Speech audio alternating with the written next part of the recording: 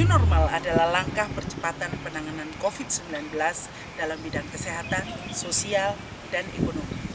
Skenario new normal dijalankan dengan mempertimbangkan kesiapan daerah dan hasil riset epidemiologis di wilayah terkait. Badan Bahasa sudah memberikan istilah Indonesianya, yaitu kenormalan baru. Kata normal sebetulnya dalam bahasa Inggris sudah dijadikan nominal, sehingga menjadi kata new normal.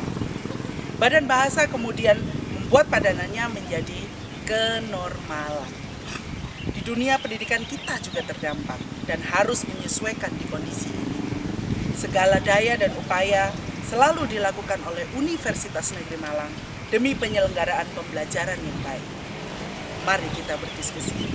Tetap di Cakraloka Universitas Negeri Malang. Selamat datang di Cakraloka Universitas Negeri Malang, Excellence in Learning Innovation. Bersama saya, Baby Henok, host Cakraloka. Cakramania, pada situasi pandemi COVID-19 ini ada begitu banyak kata-kata baru yang mungkin saja kita baru mendengarnya. Dan mungkin kata itu sering muncul di media sosial kita. Salah satunya adalah hashtag new normal.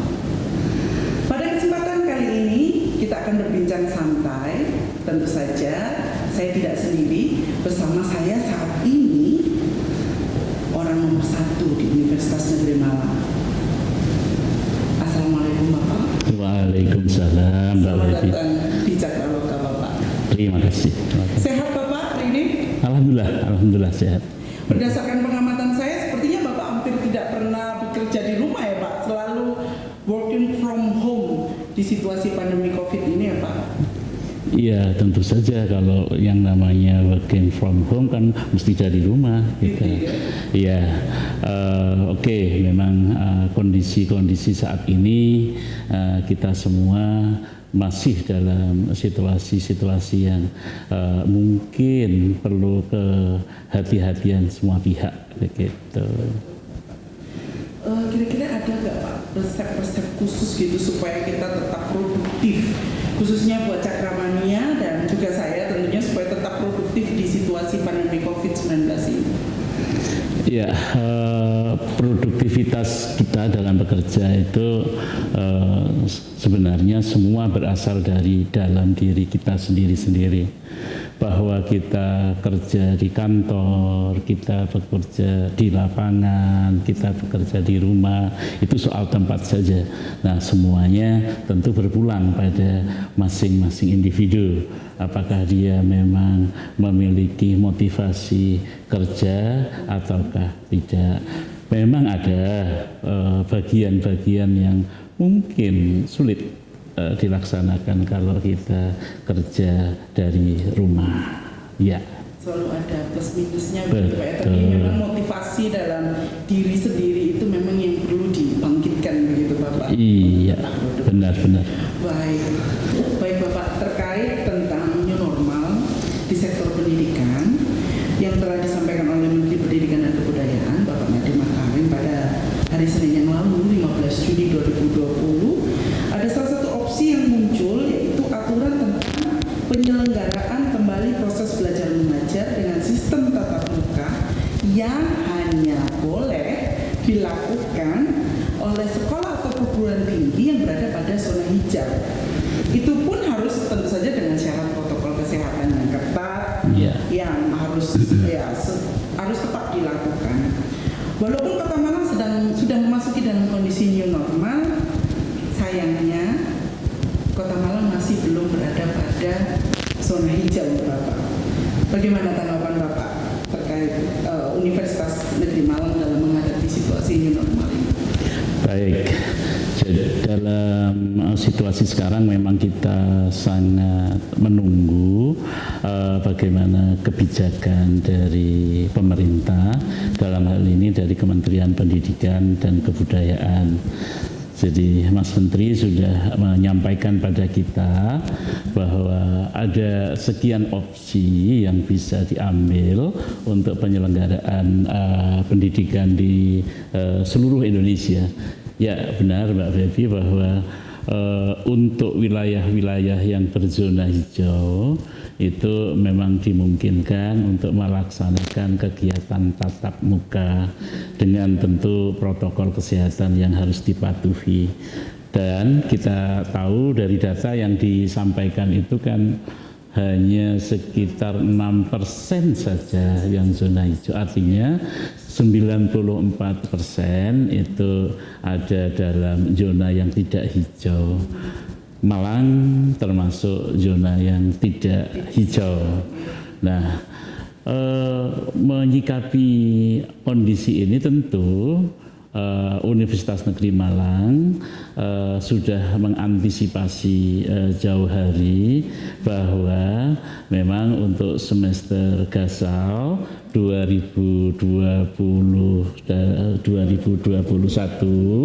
itu perkuliahan semester gasal tersebut akan diselenggarakan dengan model online, model daring.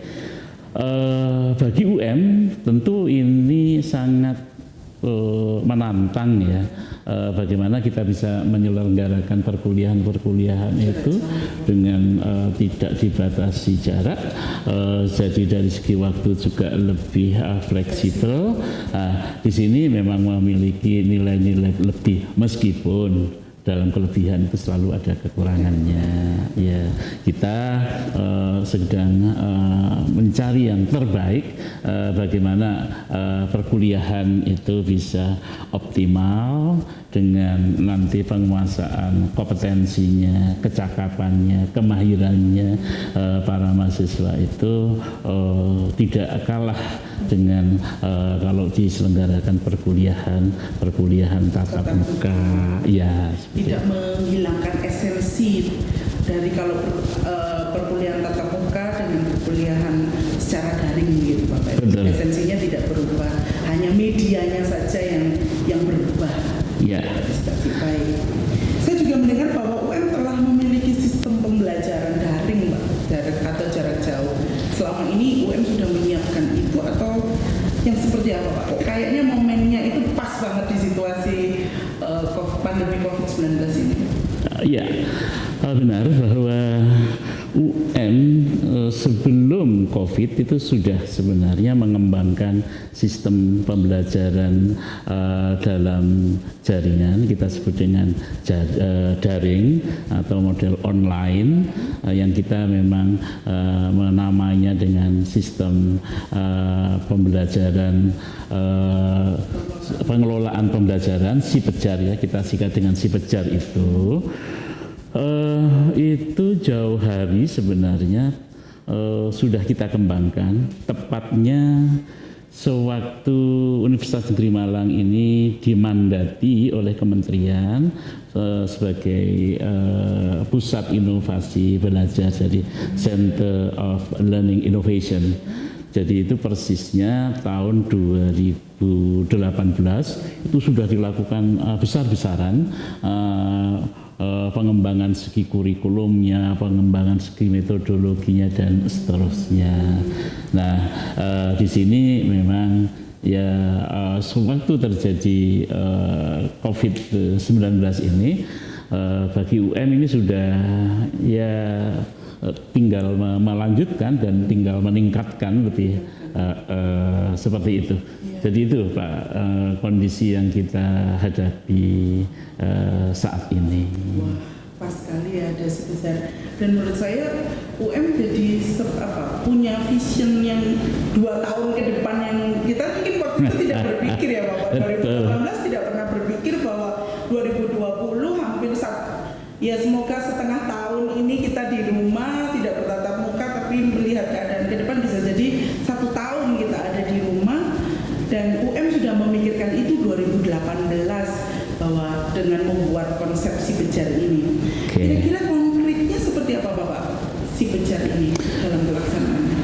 Jadi sistem yang dirancang di dalam SIPEJAR ini memang sedapat mungkin sudah kita kembangkan optimal ya, dari mulai desain kurikulumnya, medianya dan seterusnya. Kita sadar karena core bis kita itu di pendidikan, ya tentu kita memang sangat memahami bagaimana pendidikan itu. Kita sadar bahwa yang namanya cara, alat, metode itu ya bisa beragam gitu, bisa berubah dari waktu ke waktu. Belajar bisa saja memang kita ketemu seperti ini, bincang-bincang ke sana kemari, melakukan aktivitas tertentu seperti itu. Tapi dalam kondisi tertentu belajar juga bisa dilakukan dengan sistem daring itu. Nah, disitulah kita memang sejak awal itu merancang si Pejar itu sudah memanfaatkan artificial intelligence untuk bisa melaksanakan tugas-tugas yang memang tidak sederhana ya, tugas-tugas yang kompleks dalam penyelenggaraan pendidikan, sehingga pengelolaannya betul-betul memang berbasis IT. Kita memang di sini juga bahkan kita rancang dengan perangkat HP, jadi mobile itu kegiatan perkuliahan bisa diselenggarakan. Inilah memang sejak awal kita persiapkan di seluruh pembelajaran di UM, mulai yang ada di vokasi di tiganya, kita punya ada 11 program studi D3 vokasi itu, dan S1 baik pendidikan maupun non pendidikan, S2 dan S3 itu memang serentak kita kembangkan si Pejar ini. Betul. Menarik sekali ya Bapak, keren saya dengan si Pejar ini, karena pembelajar itu jadi bisa mengakses ruang-ruang belajar itu di berbagai macam jenis begitu ya, maksudnya bisa lewat mobile, apalagi dengan tadi Bapak sampaikan menggunakan artificial intelligence, dan menurut saya itu hal yang baru lah, kekinian kata bahasa-bahasa yang Bapak sampaikan itu, dan menurut saya itu reaksi UM terhadap inovasi yang dilakukan terhadap perkembangan di dunia saat ini begitu Pak. Dan kemudian kira-kira harapan Bapak bagaimana Pak terkait pelaksanaan si Pejar bagi mahasiswa dan dosen di situasi new normal ini? Begini ya, bahwa kita sadar di dalam kesulitan yang kita hadapi, kita yakini bahwa ini adalah sudah takdir yang maha kuasa. Setiap kesulitan itu di dalamnya sebenarnya ada kemudahan. Ya, di dalam kemudahan inilah yang akhirnya memang mendorong seluruh sivitas akademika UM untuk mencari segala sesuatu yang bisa dikembangkan menjadi inovasi-inovasi di dalam pembelajaran. Itu yang memang kita kembangkan terus, sehingga para dosen selama 3 bulan yang lalu itu aktivitasnya dengan kegiatan-kegiatan kerja dari rumah ini membuahkan banyak produk ya, yang memang di sini kita kalau dihitung-hitung ya, di seluruh UM kalau kita kalkulasi mata kuliah itu kira-kira ya 7.000 lebih mata kuliah ya keseluruhan. Nah, kita bisa membayangkan dengan 7.000 mata kuliah yang memang itu ditawarkan, jadi di offeringnya itu pada seluruh mahasiswa, dan di situ kita sudah mulai sekarang merancang bahwa beberapa mata kuliah nanti selepas ya mudah-mudahan segera berakhir pandemi COVID-19 ini. Selepas itu kita akan terus juga memanfaatkan si Pejar kita. Si Pejar betul-betul memang menjadi tulang punggung untuk menyelenggarakan perkuliahan yang bermutu, baik di level saya sebut tadi, vokasi di D3, di S1, S2 maupun S3. Semua kita akan manfaatkan itu. Jadi kita sangat optimis bahwa sisi katakanlah berkah yang kita petik dari pandemi COVID-19 ini, kita semakin meningkatkan bagaimana kita bisa membuat pembelajaran lebih menarik lagi, berbagai inovasi yang dikembangkan oleh mahasiswanya juga demikian.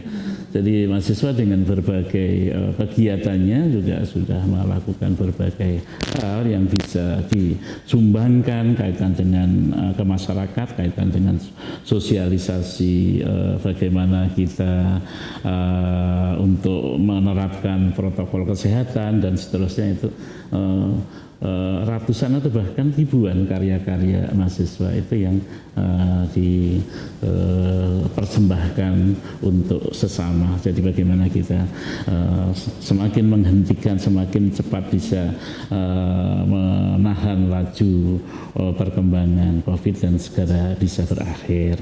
Itulah sisi-sisi yang memang sangat ya sisi itu kita bersyukur bahwa Sang Pencipta menurunkan musibah untuk kita, membuat kita berkreasi di banyak sisi, dan kreasi-kreasi ini sudah punya pondasi, sudah punya dasar karena memang melalui Islamic Development Bank ini kita dimandati oleh kementerian untuk menjadi Center of the Learning University seperti yang saya sebut tadi, seperti itu. Berarti kata kunci yang saya ambil itu di tengah kesulitan itu pasti ada kemudahan. Tuhan tidak pernah membiarkan kita gitu. Betul, ya. Memberikan kemudahan-kemudahan. Untuk dosen mungkin yang tidak terbiasa dengan kuliah online ya sekarang waktunya mengoptimalkan. Mahasiswa juga begitu. Jadi bukan berarti ada hambatan pandemi COVID-19 ini kita tidak belajar, kita tidak bekerja, kita tetap harus produktif di dalam menghasilkan karya-karya. Demikian ya Bapak. Benar, jadi kita menyadari betul bahwa memang musibah yang kita hadapi memang membawa berkah yang sisi itu, tetapi juga kita sadar betul tidak seluruh aktivitas pembelajaran ini bisa diselenggarakan dengan online, dengan daring saja. Contoh, kalau kita kaitan dengan praktikum untuk bisa langsung melakukan suatu aktivitas, melihat aksi reaksi dari suatu di laboratorium, tentu itu tidak bisa. Oleh karena itu di new normal sekarang ini memang untuk perkuliahan teori kita akan selenggarakan dengan model daring, tetapi untuk praktikum yang tidak bisa artinya harus ada dilaksanakan, kita juga akan menyelenggarakan dalam praktikum itu dengan protokol kesehatan yang tentu sangat ketat dan kita awasi seperti itu. Bahkan juga ini kan secara nasional perguruan tinggi negeri itu kan mau punya hajat nih untuk menyeleksi mahasiswa baru ya dari UTBK akan dilaksanakan. Jadi ujian tulis berbasis komputer ini kalau tidak ada perubahan kan sekitar 5 Juli itu diselenggarakan. Pihak kementerian semalam juga sudah memutuskan bahwa sistem UTBK dengan model pengawasan yang model sangat ketat pelaksanaan untuk kesehatan, protokol kesehatan ini akan kita lakukan. Apa yang terjadi? UN sebagai salah satu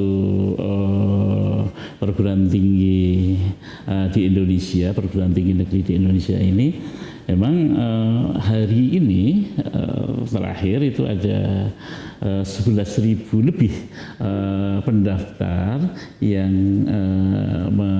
akan mengikuti UTBK di Universitas Negeri Malang. kita juga akan lakukan itu dengan cara yang kalau betul nanti semuanya sepakat gitu ya.